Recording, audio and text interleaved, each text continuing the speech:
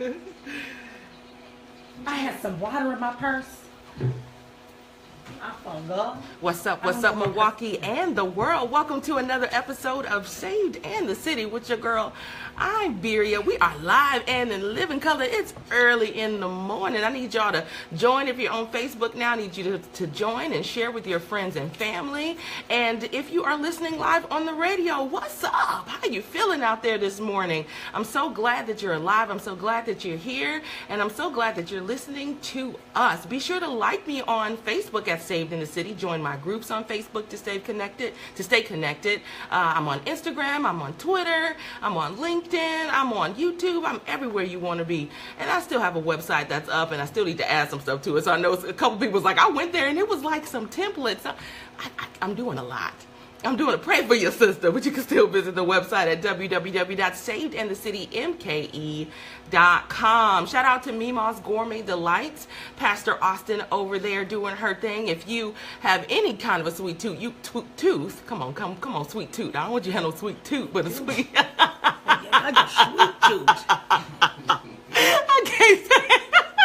A sweet tooth. You want to make sure that you hit her up for all of your gourmet delights. She got red velvet cake, caramel cake, anything that you can think of that grandma used to make. She definitely has it, and it is good. Make sure you hit her up at 414-418-0616. Again, that's 414-418-0616. Shout out to Luminosity Enterprises for all of your marketing support. Shout out to Afeni Grace. Tony Cash always holding me down. Of course, Joshua Jones here in the studio with us. Wow, if you guys missed this weekend, we had an amazing time at the Cindy Trim Conference. It was the Kingdom Empowerment and Leadership Conference, and she really, she set the tone for what's to come next. And she said, don't catastrophize your life. And a lot of times we have a lot of things that kind of go on and happen in our lives, and we feel like it's the end. And a lot of times it is the beginning, because a lot of times it's darkest before the sun. You know, it's more, the storm is a little heavier before the rainbow, all of that. And so it really did put me and anybody that was there in a position to really be able to get up out of whatever dark place that they were in, to keep kind of moving forward. But what an honor to be in the same room with Dr. Cindy Trim, and shout out to Prophetess Gillette Wade for hosting the event. It was down at the Radisson, and shout out to Curtis Eubanks and Antoine Reynolds, who held down the praise and worship that morning, and what an esteemed honor that Saved in the City had to host the luncheon. So shout out to my guest, Pastor Charles Randolph, and also Pastor Carter, and of course Prophetess Gillette Wade. So there's so much more to come, and a lot of these things are happening because of you and the support that you are giving to the show right here. Now, we've been doing the Life After series, which has been it's something that's been on my heart, because a lot of times people feel like once something happens to them, whatever that thing is, that's it, that it's over, that it's kaput, it's done. And so it's like, no, there's life after divorce. There's life after death. There's life after failure. There's life after so many different things. And so shout out to my guest last week, Pastor Linnell Jackson. We talked about life after divorce, and he had an amazing testimony, married 3 times, and finding his way through all of that, blended families and so on and so forth. And so I thought this week would be fitting for us to move forward and just talk specifically about death. And that's not a fun topic always to talk about, but it's inevitable. At some point, we are going to meet our end on this earth. And so I thought this would be a great opportunity to call in my friend, my sister on this earth. It's Kenza Dawn Hill. Are you with me this morning? Yes, sir. Yes. Peace, everybody. Yes, she is here. We know her for the peace and light, so much so that one of her songs, because she's also my artist feature, I'm so excited. I put peace and light as one of the names of her song. No, she's like, no, that's just what I say. Title. That's just what I say. Just love and light. Exactly. Just a greeting. So, again, like Kenza, I was saying, this topic isn't always the easiest topic for some people to talk about. And so before we kind of delve into the meat of everything, why don't you share share with the people just a little bit about who you are, what you do. You know, I know you're a woman, which means we all wear 1,000,005 hats, you know, so that's what we do. Yeah. So tell the people who you are, what you do, and kind of a little bit of your testimony. Yeah. I am Kenza Dawn, and I am a lyrical artist, and I'm also a mother. And wow, I do a lot of different things. I do print modeling, I act. I do all kinds of artsy things. Yeah. As far as my story, I think my story is a story that is like many people's story. So I think I'll let the mood dictate Yeah. how far I go into my story. Yeah. But let's see. I was born and raised here. I am the only girl of 3. I'm the youngest. I'm a baby girl. Yes, come on, baby girl. So know this. I'm a baby girl. But life has been quite a journey. I think I was talking to my son, my youngest son, one day, and he was like, you know, Mommy, like, how do you know this stuff? And I was like, if it seems like I know a lot, it is because I have been through a lot. Yeah. I have experienced a lot. I have lived about 1,000 lifetimes in this lifetime. I have been a lot of places in my mind. I've been a lot of places physically. I've been a lot of people.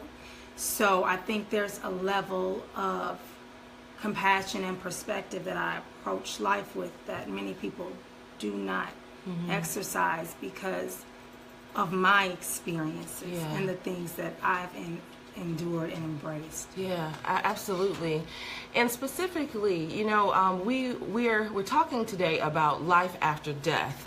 And I know recently, you know, and we kind of talked, and, you know, I said, you know, Ken said, are you ready? And you're like, yeah, you know, and I was, you know, I'm like, are you ready to talk about, because, you know, for most people, you know, when you talk about losing a spouse, you know, or losing someone, the father of your children, you know, someone who's close to you, that's a big deal.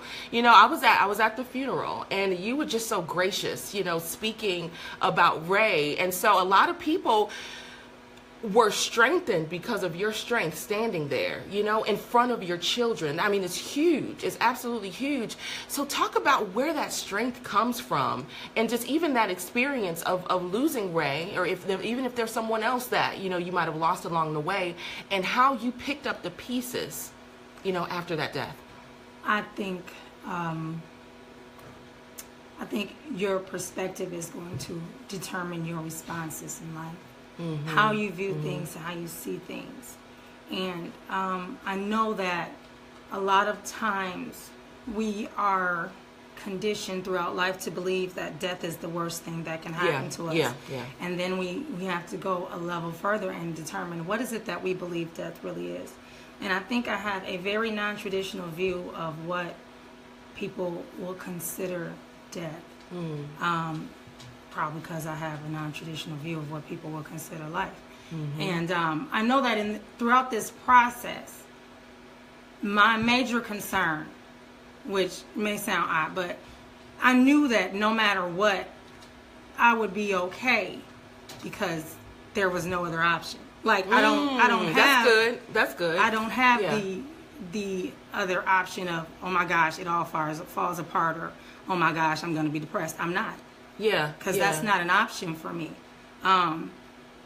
That was never an option. Yeah. So it wasn't like I could be something that did not exist to me. Wow. My understanding was like, life will continue and I will deal with it. But the one thing that was very, very, very heavy for me was, how are my children going to handle this? Because there were so many different issues that I constructed in my mind. Like, okay, well, for me, I didn't grow up with my father in my home. Okay, sure. I didn't grow up with the father, so I didn't have that presence of a male that was involved and someone who loved them and was, you know, and wanted to be with them and was actually a regular presence in their lives. Sure. And so I could not conceptualize like what that would be like to lose someone, because there were times in my life when I was like, you know, God, if you could just like kill him and make sure my daddy dies, we could at least get some insurance money. Oh God, like it was real like that. Whoa, like that was my perspective. Yes. Because you said your father was not in your life. Did you didn't know him? Oh yes, I knew him, but he was removed from our home. My father dealt with addiction as a child, and so he was removed from our home. And so there were years when I did not see or speak to him. Right. So for me, my experience with having a father is completely different. That's deep, and that's it's something for, you know, for people to hear. They're like, whoa, but that it happens, and it's very real. It's very real, you know, because it's like, let me get something out of this, right? You know, like, what I mean? I felt like, you know, it was like, I know Grandma got insurance policy, so if you could work this out, because I don't see this happening. But my experience is nothing like what they felt, and so my concern was like, how are my children going to be able to handle this? Because this is heavy. Right. Because Ray was a big part of their life. He was hands-on father. He loved them. Rest in peace, Ray Hill. And they knew, and they know now that they are loved. Yeah. And that he loves them. Like, so I'll just say this much before I get into something else that pertains to that. They know that love is real and tangible and present in their lives. They knew that. They felt that. They experienced that. But I had been preparing them for this kind of moment through how we viewed transitions from one stage to the next. And so my children don't believe in death like other people's children do. Because I don't believe in death like other people do. And so they understand that there really is no end to anything, because the end of one thing is always the beginning of something else. That's and huge. There's a cycle, and there's a circle. And even though it's like, I told them, it's like water. Water evaporates and becomes rain. Yeah. It doesn't go anywhere, though. It never loses its presence. It never loses its reality. It's just in a different form. And sometimes the water will freeze, and sometimes it'll run in the river, and sometimes the river becomes a lake, and sometimes the lake becomes an ocean, and sometimes it's a creek, and sometimes it's sifting through the ground and becomes groundwater. There is no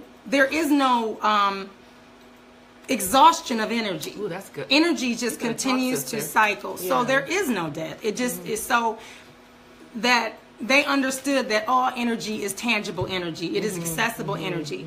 So to this day, my daughter, she talks to him in her dreams, and she tells me where he is and what he's doing and what he said and what they did together. Wow. These are things that happen. So in my children's mind, in their reality, it's completely different than someone else's. They miss his physical presence as part of their everyday life.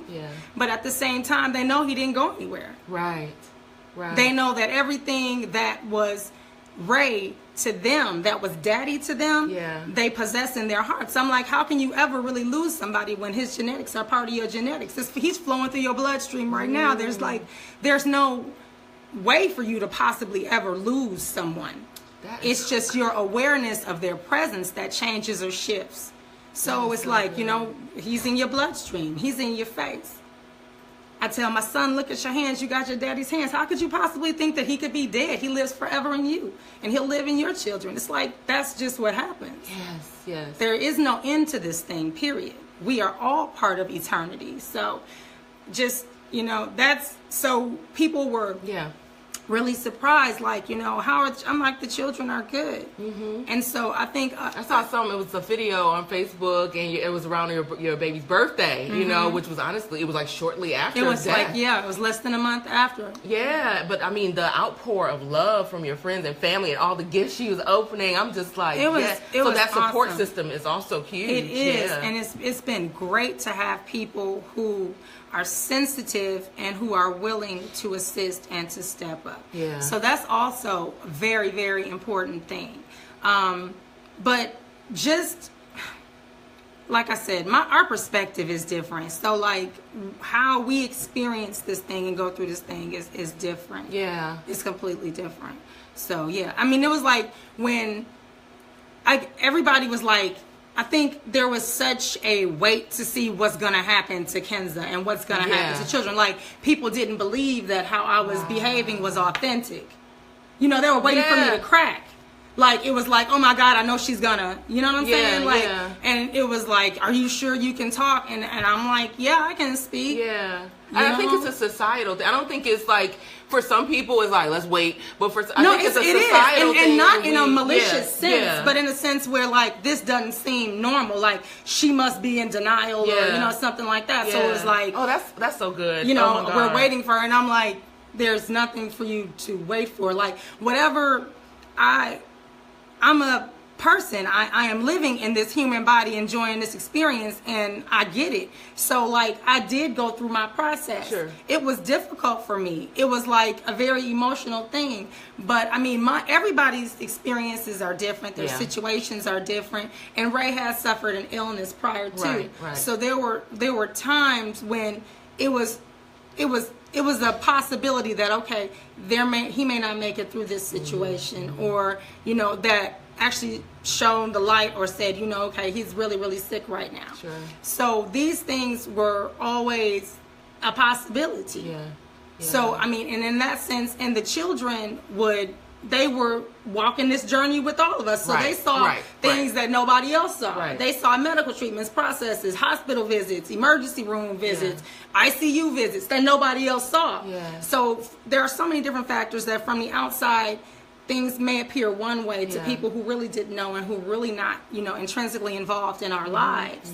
That, you know, to us, you know, there were a lot of different things that were markers or that, you know, helped the understanding process of what went on. Absolutely. When we come back, I definitely want to talk a little bit more about the process of grieving and how people do grieve differently, and it's not right or wrong. You know what I mean? Yeah. And then also, I love what you talked about when you were talking about the choice. You said you had no other choice but to live. You know, so there is a choice that you can make. You can choose life or you can choose death while you're still here on this earth. So we can talk a little bit more about that. But right now, we're going to go to our first song by Miss Kenza Dawn. I'll let you know what that is. Yes, because she's also my artist feature. When we come back, let's go, Josh. And then I'll do the, hey guys, hang with me. Kenza, that was awesome. Thank you. I love it. I love it. You here? I'm here. You cute. Thank you. Okay.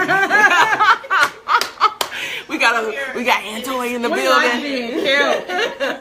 Yes. Oh yeah. Can we play it out so they can hear? I'm just gonna take a quick photo. Okay.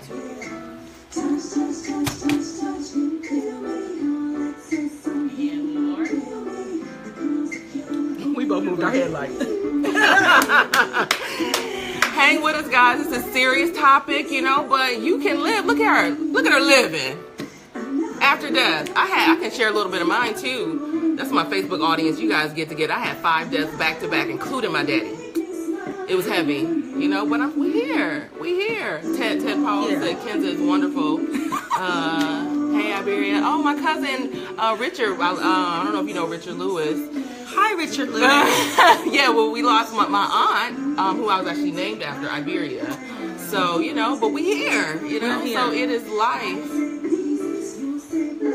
Which song is this? It's a Smile. Smile in the Morning. Smile, perfect. Perfect timing.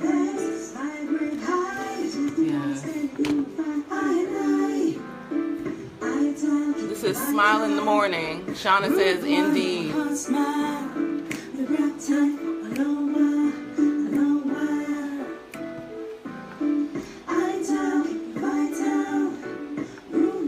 Did you get You and I or it didn't download, Joshua? Did you get You and I or it didn't download? Yes. Okay, perfect. Be sure to share this with your friends and family while we're waiting.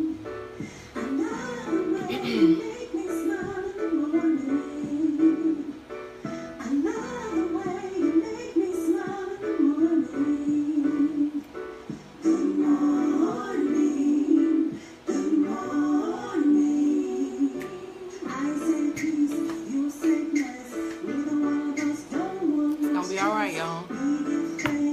Trust.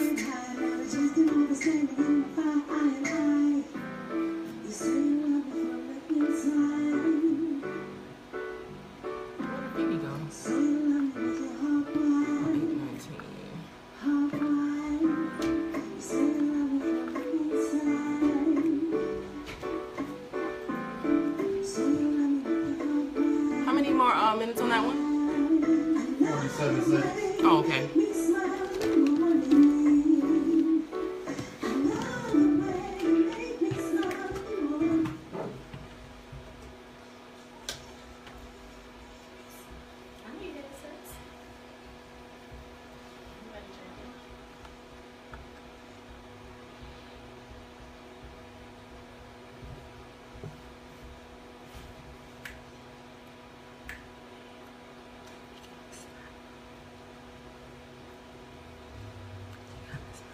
And we are back live. You are locked here to Saved in the City each and every Wednesday, 8 a.m. to 9 a.m. And that was Smile in the Morning by Kenza Dawn. I'm so excited to have her in the studio. You still rocking with me, sister? Of course. Of course, of course. Y'all didn't put me out yet. No, you here with me all day, or at least all hour. So before we kind of jump into the music, because I really want us to talk a little bit about your music. You guys, I didn't give you, for those people who are still watching, the Word Up Challenge, which means that it's your opportunity to win an amazing prize. So what I need you to do is put a scripture, if you're watching live on Facebook, just put a scripture in the feed, just saying anything to do as it pertains to grief, anything that the word shares as it pertains to loss, or even love or peace, anything like that. Put that in the news feed, and you have a chance to win this week's Word Up Challenge. So, Kenza, let's talk about your music, and then later on we'll get back into kind of the whole life after death kind of conversation that we're having. But that song, Smile in the Morning, talk about the inspiration for that. Let's talk about who's on the project and what's inspired you to be an artist overall. Smile in the Morning is really cool. I like it because it's a bit different from what people have heard from me up to this point. I really would just hum and sing hooks and stuff like that, but I never really sang a song flat out and had the whole song just be me singing. So I usually do lyrics or spoken words. So that was cool for me because I write and I have and I know I say stuff like this and people who aren't really artists don't really understand, but I have 700 songs. And so I have you know what I'm saying? You got 1,000,001 songs. And so you're really always choosing what expression of yourself you are displaying to people. It's not that you don't have the breadth or the depth to do different things. It's just a matter of, okay, right now this is what I believe people would be more accepting of at this point in time. True. This is what follows the stream of marketing that I'm going in right now. But it has nothing to do with the actual type of material that you're able to produce or deliver. Right. So I just have so much music. So I was like, you know what? It's a new day. It's a new time. Let's just do something different. Yeah. Let's express something different and expose a different facet of myself musically. I love it. And so style, what would you, and then, I guess that you kind of answer that question. It kind of depends on the mode and the moment, where, but unfortunately in this world, people want to categorize you. So a lot of people have put you in neo soul, that type of thing. So where do you fall? I just think that, at some point in time, you have to just create your own lane. Yeah, I love it. I love it. I don't know anybody who does what I do because I'm the only me. Yeah. So, and in that sense, musically, I don't really know or see anybody who does what I do the way I do it. So, at one point I was hip-hop tricked out on neo soul. True, right. Poetry feel and the jazzy appeal, you know what I'm saying? So it's I'm a hybrid. I just am. If I had to name myself musically. Okay, I'm excited. Okay. Because I'm trying to think of what's my name. Okay, let me think of mine too. Go ahead. I think that I would be Shaderica Shakur. Oh, not Shaderica. But I'm going to tell you why. Because it's I feel like Sade and Erica and Tupac. And all of that, those are essences that I feel roll with me on a regular basis. I think mine is Mare Jalerica, a little bit of Mary, because I got the little gospel. Jill Scott, absolutely. Well, a little Erica Badu. I like it. Bam! Come on, we could be a group. I know. That's what's your name again? Shaderica Shakur. I can't remember mine. That's why we ain't gonna do it. Don't do it. Oh my God. Hold Okay. on, but then I was thinking what like, happened but if was- I had to make like a public statement for marketing purposes, I could be like Solange, because I could be like the other sister that nobody knows about, like that Matthew knows. He just like snuck me in there. Like, dang, so where like she I come was from? Solange because y'all really didn't know that they can't, like we all together. Like I was Solange. But I was like I'm genuinely like, this is like our own private conversation. like I don't even care about. No, I'm just kidding. Of course I love y'all because I'm like, dang, that's hot. No, stop it. I can't do it. So let's talk. Okay, let's talk about how did you begin? Like where did your music begin? Like, you know, a lot of people, if you grew up in the church, it was church choir. But you know, some people it was they started at school. Like, how did you begin music? How did music begin you? Yeah. That's an interesting thing. Well, when we stayed with my aunt and my cousins when I was very young on 36th and Locust, represent your clique. Woo woo. Okay, so it was like 6 or 7 of us children in like a 2-bedroom. Okay. And we had to do things to entertain ourselves.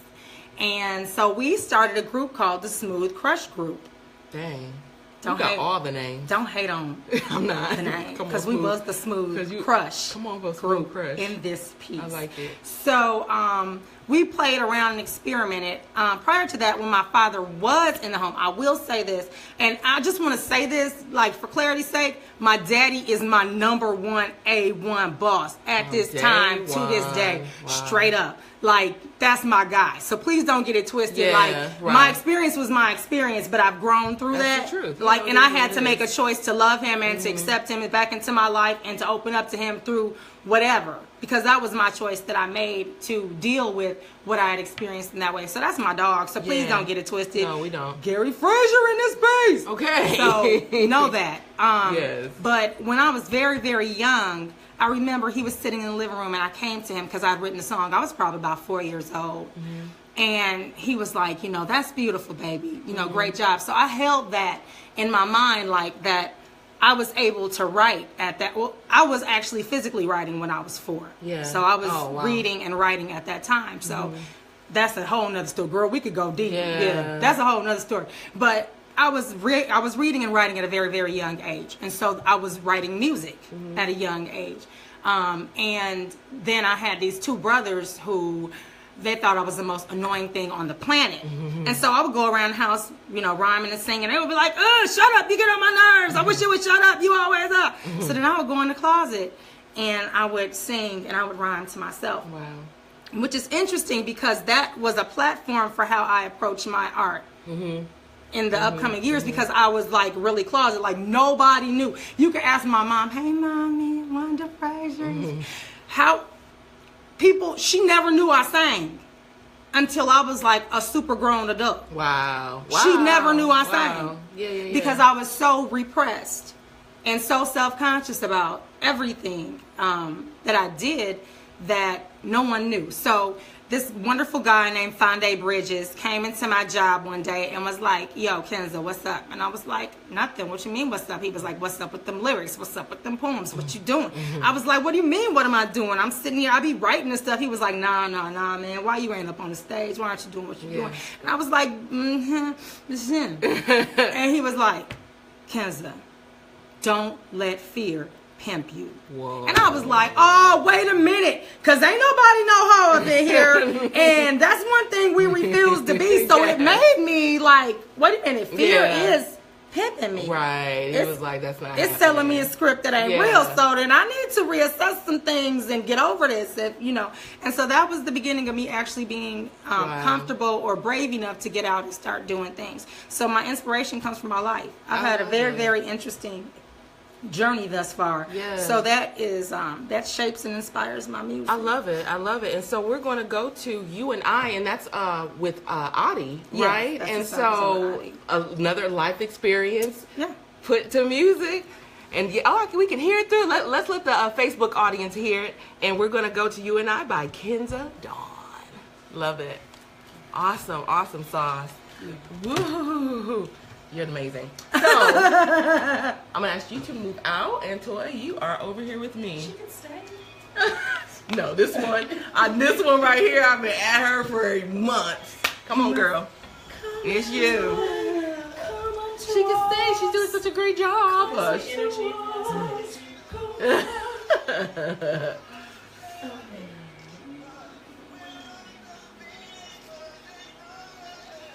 Oh, you putting it through your phone like we can hear it through there? Oh, I was asking, can we hear it out? Oh, sorry. I'm gonna take a quick photo. Okay. Oh, wait, it's not. I gotta finish my hair.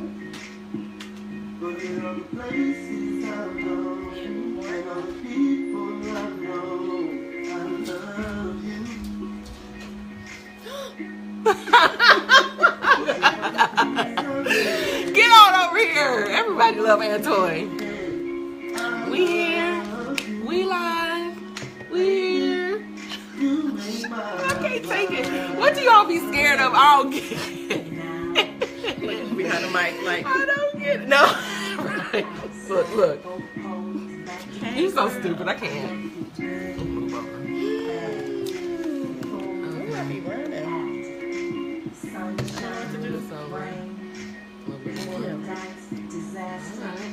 I gotta watch this thing for some reason. It's weird. I was listening Put to your him. headphones on.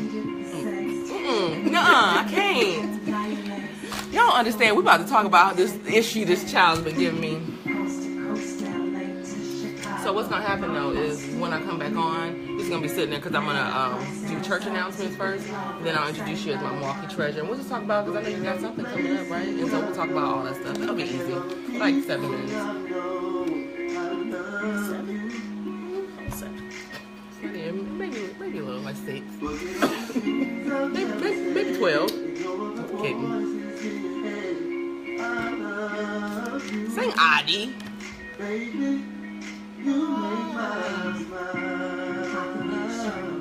What time is it now, Feeny? 32. 32. Oh yeah.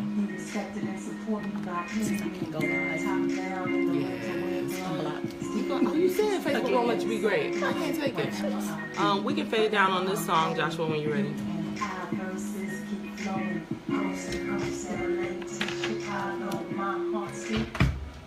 Yes.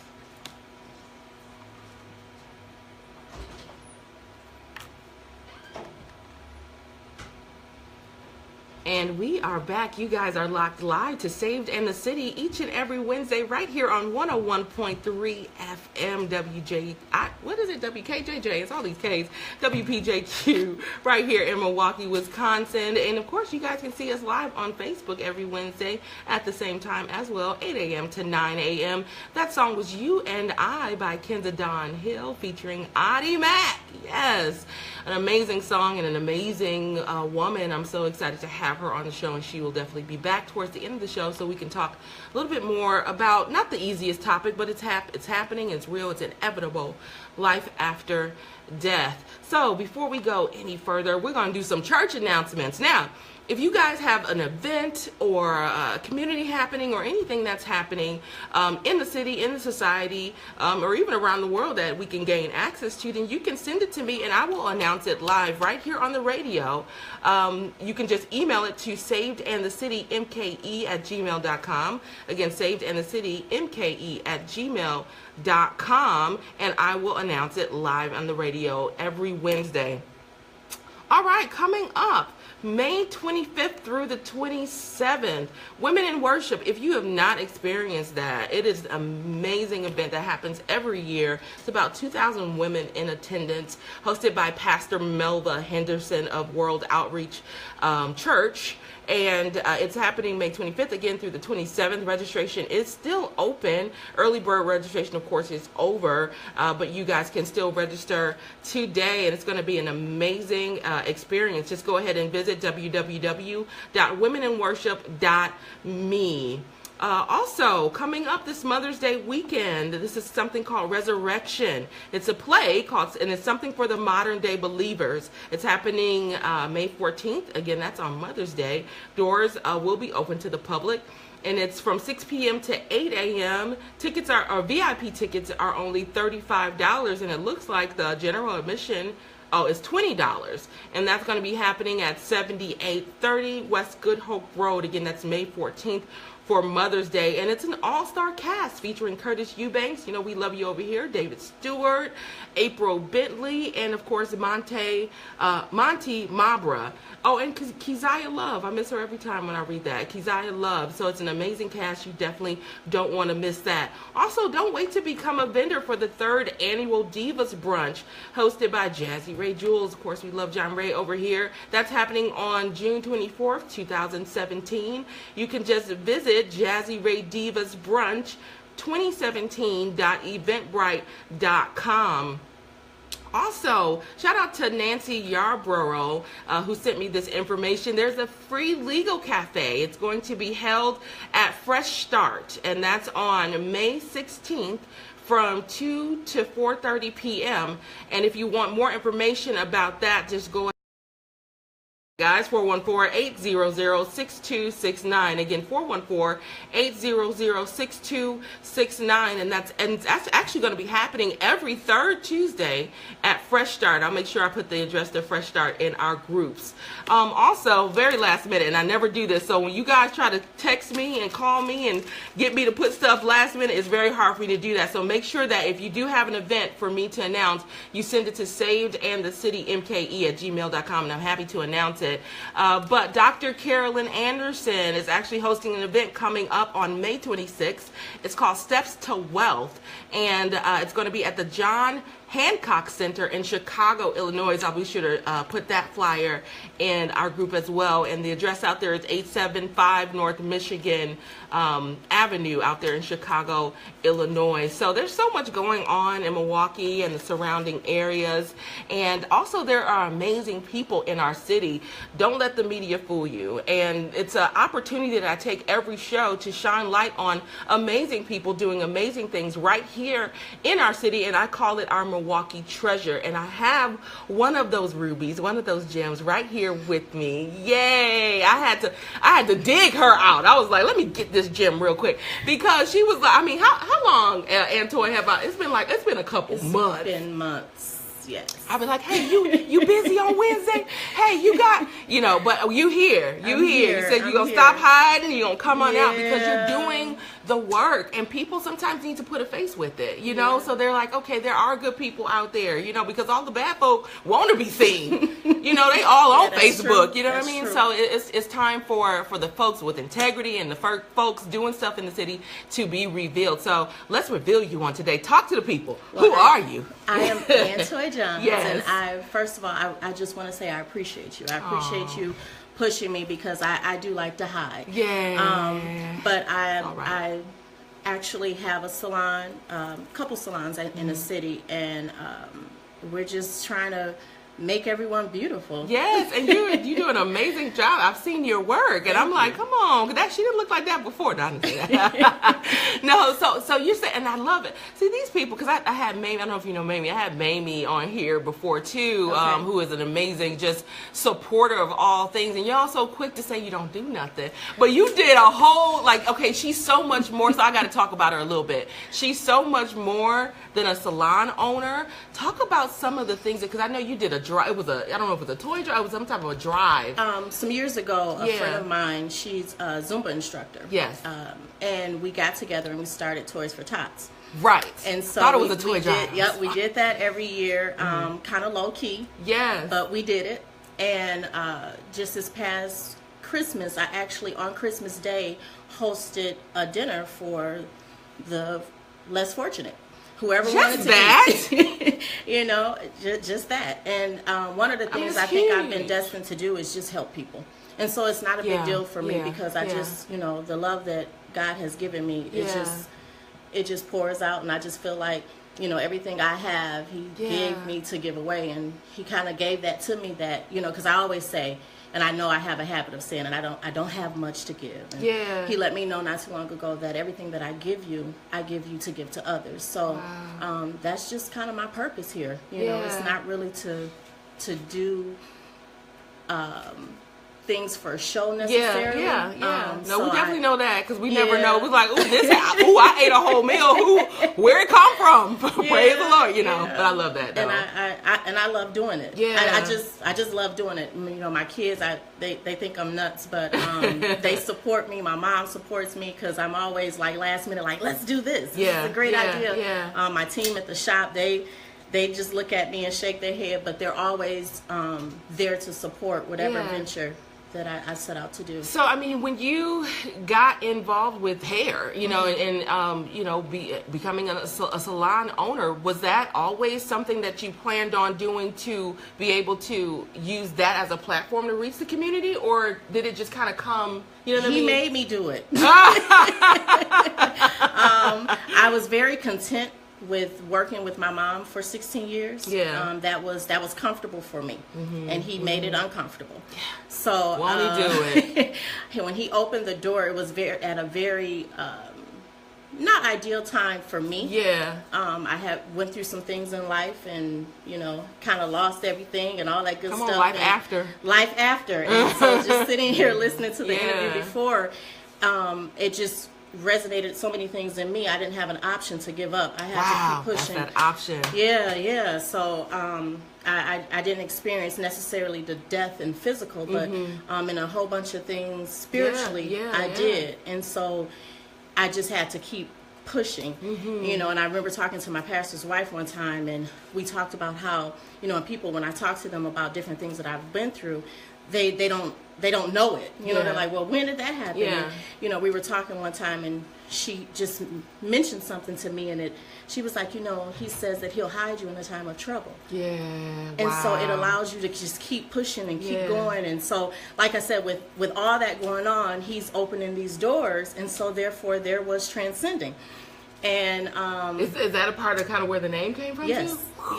yes. And I didn't know where it was going, and I'm kind of here today, and just going through different things and just kind of getting revelations of things, and he let me know that this was, and so when you said platform, because he let me know that this was a platform for so many other things. Exactly. It's so crazy, and that's why, and I'm so glad you segued there, because that's where I wanted to go with it, because a lot of times people feel like, oh, I'm just a baker, or I'm just that, but church and ministry, even whether you have the title or not, it comes, you know what I mean? What'd you say? I run from the title.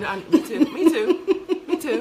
I was Iberia's soul singer. I'm just the bench member. I run from the title, but I have it, okay? Look, Minister Brady Iberia Austin. Oh, I can't. Just call me Iberia. Okay, so anyhow, but I'm just saying that we are called, and so it's sometimes you're called outside of the four walls. Exactly. You know what I mean? It's that whole marketplace ministry thing. It really is a real thing, and you can touch people right where you are. So tell the people, where is Transcendence? How can they come and get their hair did? All right, we are at 1935 West Silver Spring Drive. That's my first location. Yes. And then he blessed me with an additional location, 2107. I don't know about this. Is this on new? MLK Drive. Yeah. Since when?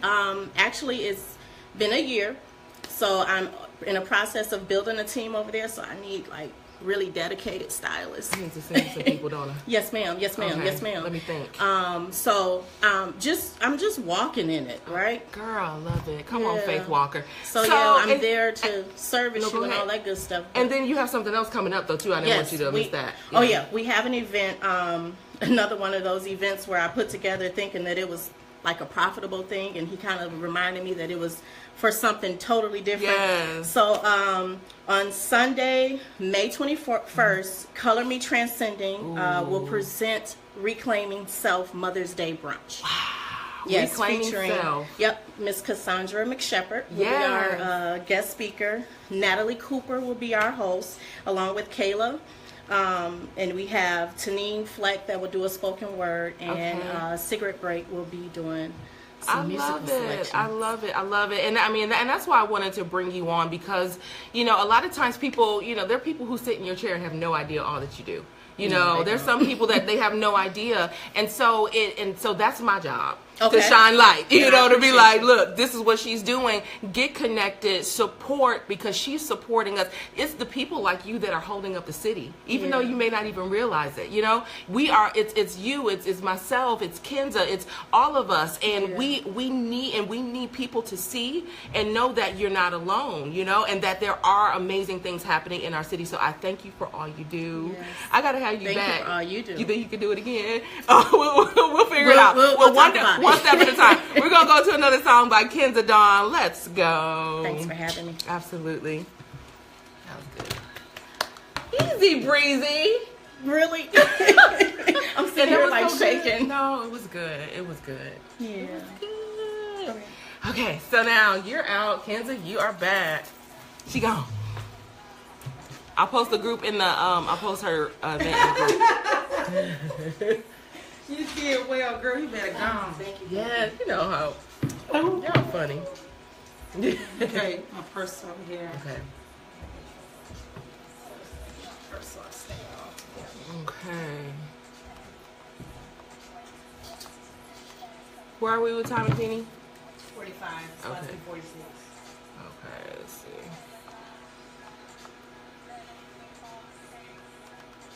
Yeah, that's what I thought. We always run over, so I'm never ever able to do that last song, which isn't a song anyway. Love and Light.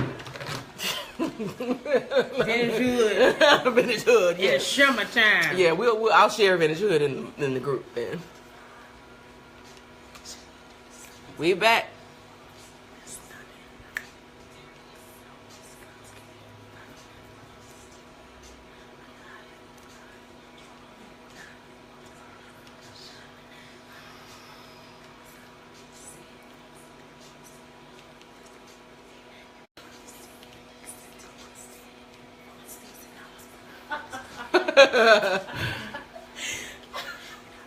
What?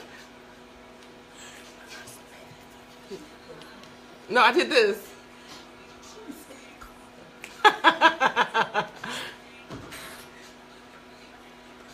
Whatever. Maybe they'll stop.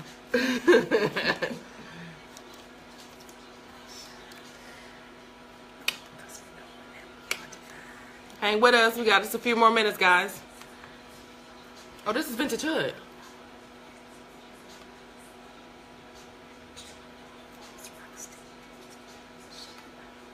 How long on that song, Joshua? 1 minute 30 seconds. Okay.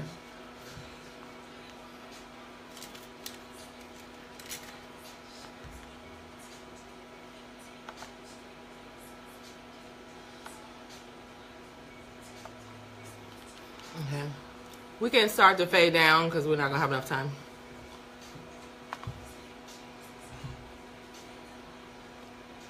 And we are back. You guys are locked live right here each and every Wednesday to Saved in the City, right here on 101.3 FM, 8 a.m. to 9 a.m.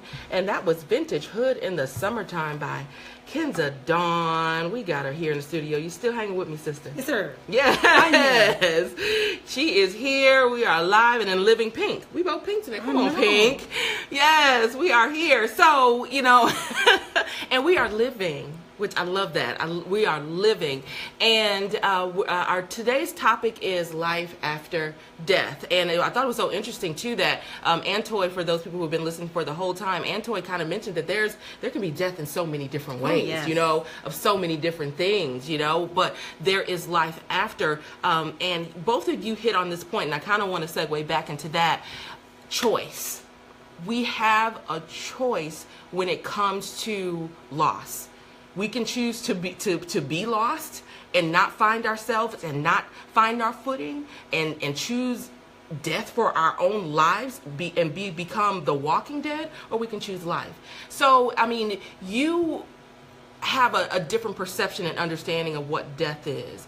But for those people who are out here in society and we understand death to be a certain way, how do we choose the other side? Like, how do we choose that? Or what are some steps that we can take to begin to live again? Because like you said, we're still in this body. Mm-hmm. You know, we still deal with that hurt and that grief that silence after is deafening sometimes. So what's that process for someone who isn't quite as enlightened? what I would say is it's really about perspective and about you allowing room for there to be more options than just what you know. Yes. Oh, wow. How about it? Yeah. You just have to open yourself up to the possibility that perhaps there's a different way to approach the situation and perspective. It's like you can drown in tears, or the tears can water your flowers. Wow. Wow.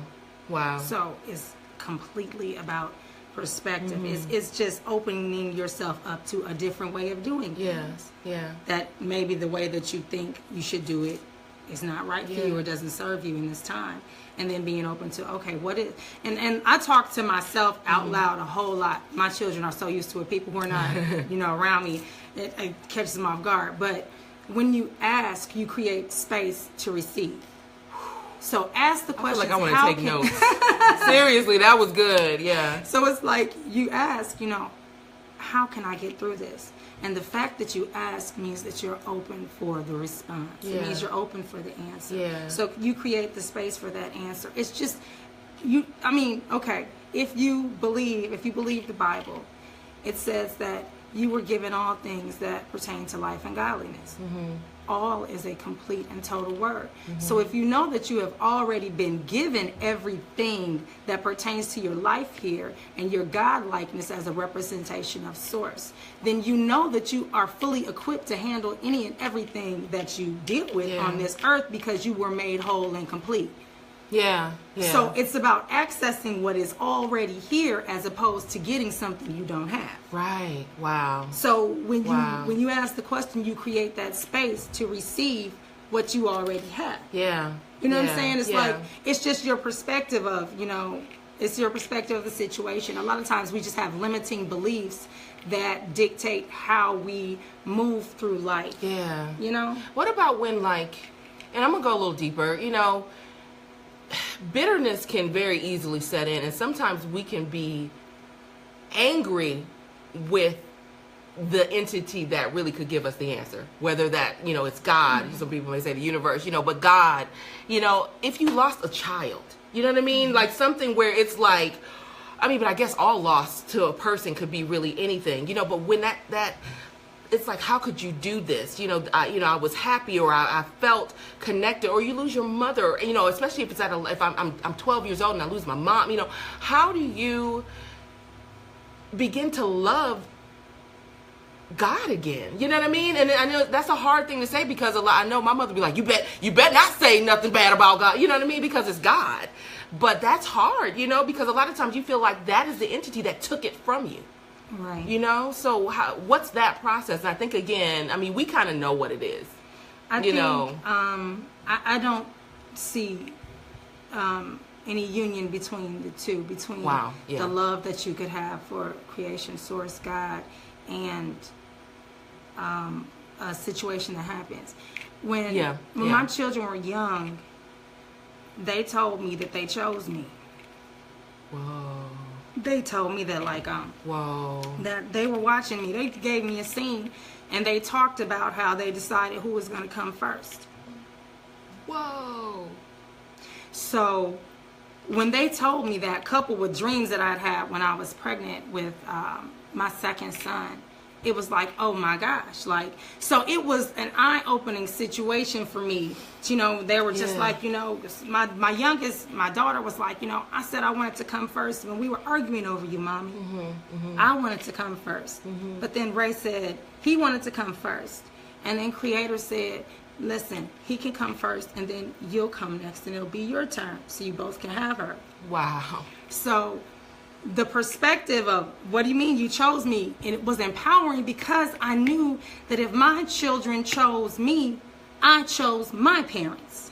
And if I chose my parents, I was fully aware of what I was getting into before I decided to manifest on this plane, which means that I took a successful journey, which means that I had every flipping thing that I needed to do what I needed to do on this planet when I got here. So there's no space for me to not think I can do what I need to do because I know I already got it inside of me. I chose this journey. I scripted this life. Wow. That's my belief, is that I scripted this life, and so I'm waiting for reminders to keep me on the right track and on the right road and to propel me forward. And these are my reminders. And when Iberia calls me and says, Kenza, you want to, that's like, okay, these are the ones these are the ways that we have structure and we see where we're being led to. But I got it all in me. Like, I think that's the difference, is that people think that there is something else outside of them that can detract them, destroy them, that can make them or break them. You already got it, because you're here and you flipping chose to be here. And the fact that you chose to be here means that before you got here, you planned how awesome your trip was going to be. So if you planned how awesome your trip was going to be, how could you ever doubt the fact that you can make it? Making it is base level. Wow, that's you gonna make it, because that's what this is. Right. So it's like, and understand, and I think, like you said, it really is the perception and what making it, what we understand to be success, and what we understand to be making it may not look like success if you look with physical eyes.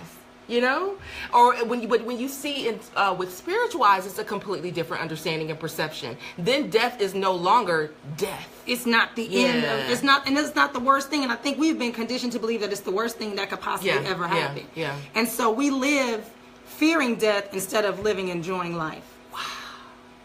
So if you don't, I mean, think about what you would do. What would you do if you weren't afraid to die? Think of all the things you would do if you were not afraid to die. If death was not scary to you, what would you do? How would you approach things? It's like, I believe the same way you can plan your life, you can plan your exit. You can plan your death. I believe that too. I believe that you can visualize, I'm going to be surrounded by family and friends. And my great-great-grandchildren, they'll be singing around me, holding hands around my bed.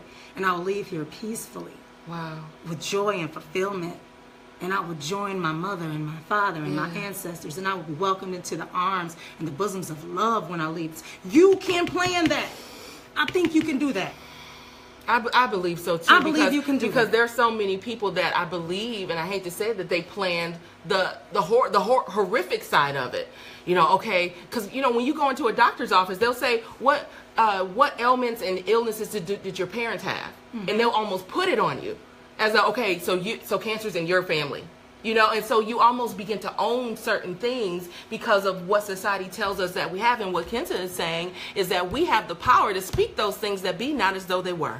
Because they are. Because they are. The thing is, they are. It's like when you have the capacity to think or believe something, that means that it already is. Because how could you have the capacity for something that doesn't exist? Wow. How could you have the space carved out to accommodate something that's not already real? Yeah, exactly. Because you're lacking nothing. It's like, okay, if you believe it, then it is. And you just have to bring it from the unseen into the seen, or to the manifested realm by your faith or your actions and your words and what you say and what you do. It's like words are building blocks. It's like building a foundation. Every time you say it, every time you believe it, you're building it, you're building it, you're building it. So it's like, if we just change our perspective and remove fear from the equation, things are a lot easier in life. Kenza, you are so beautiful, just inside and out. Seriously, your spirit is just radiant. It is radiant, and you are blessing people. You have no idea what you're doing for some people right now who felt and feels like it's the end because they've lost a mother, they've lost a father, they've lost a husband, they've lost a son, but they live in you. I love that, how you said that. So how do people stay connected to you so they can get that inspiration that they need along the way? You can like me on Facebook, Twitter, Instagram. You can go to KenzaDawn.com, KenzaDawn.com. I'll do better with updating my performance schedules and things like that. She laughing because she know it'd be like, girl, you know, like, you know, I'd be like, I was out of town. Why didn't you tell me where you was gonna be performing at? I'm like, I just, you know, okay, what the army of was. one. Yes, that army of one. I totally get it, girl. And so So you can get in touch with me on social media. I'm Kenza Dawn. You can Google me, Kenza Dawn. Just Google it, you know, whatever. I'm Kenza Dawn. I love it. Yeah, so. Absolutely. And so I'm just going to give you guys your kingdom solution, and then we are going to wrap up for today.